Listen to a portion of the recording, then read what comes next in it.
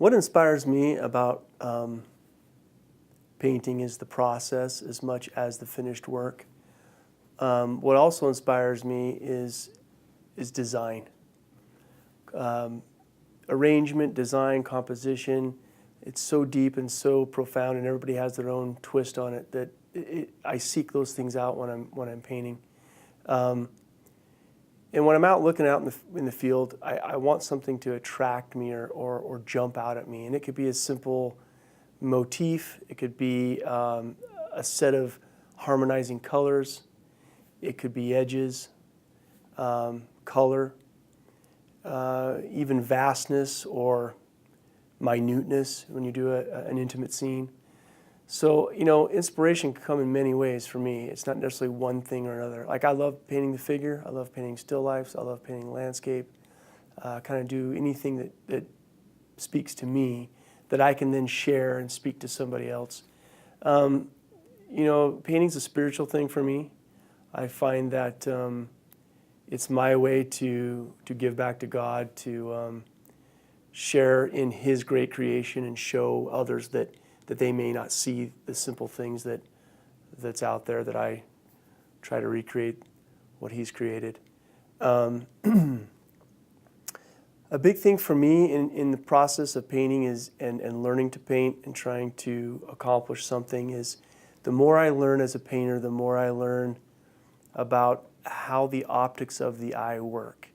Our society is so built and structured upon photography in the 19th century that everything's related to a photograph. We all see things as a photograph. Photographs are such a part of our life that we miss the way the eye truly sees, the way the eye focuses and unfocuses, groups elements within the field of vision.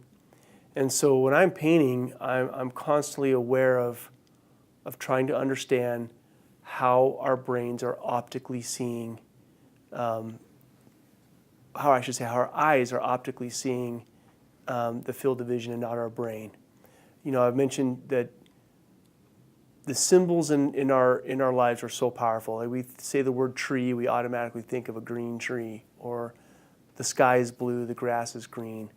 And those things aren't necessarily always the case. So you have to separate the symbols of things and look at things abstractly. And by looking at them abstractly, you're actually seeing them optically, because we want to separate the brain and its interpretation of what we're viewing and just gain what the optics of the eye is seeing. If we can copy and truly learn to see as a child does, with no perception of depth, no perception of line, or one shape ends and one shape begins, but we see it as a 2D field of interrelated shapes, then we translate that onto a canvas. It will look as real, if not more real, than the visual field of a photograph. You can actually walk into the painting.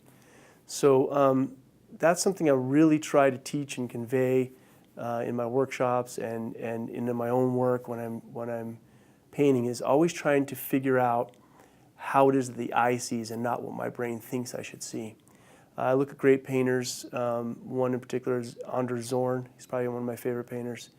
When you look at his paintings, you're seeing how he optically saw it. And he would squint down, obviously, to simplify the scene, and you're seeing what he saw with his eyes half closed. Very simplified, soft and hard edges, the way the eye would interpret and move across the form of the objects and subjects he was looking at.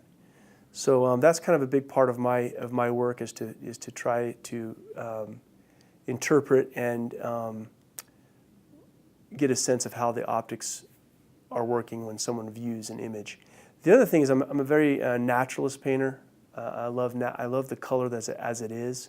So I have this need and desire to always seek out the grays and the subtleties. Sometimes too much so. I'll see so many little subtle things in a certain area, when truly I should be simplifying the whole area and just sticking to one tone or one temperature. But for me to see those little temperature changes and chase after them, it kind of gets me excited. So I have to sometimes take a breath, step back and realize I can't get everything, even though I see those things. I have to limit and edit what I'm seeing. So that's always a challenge. And another thing about being a painter is you have to push. I see too many other painters out there who get stuck in a rut, and they're making money, and it's great, and they have a look and a feel, but they're not growing and progressing. And I'm always questioning where I'm at.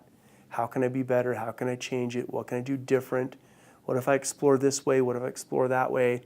So that it keeps me fresh. There's 100 different ways to communicate visually the same idea or the same concept. And sometimes one of those 100 ways may fit that subject better than the way you always do it.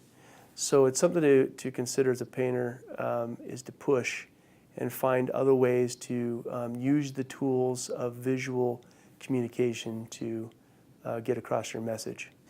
Another really important thing to me is working from life as much as possible. And the reason being is you just cannot, the camera for one, cannot capture the values that the human eye sees, and cannot capture the color that the human eye sees. Now the drawing will always be there, and that's what I use photography reference for. But ideally I love to paint something that I've already painted from life.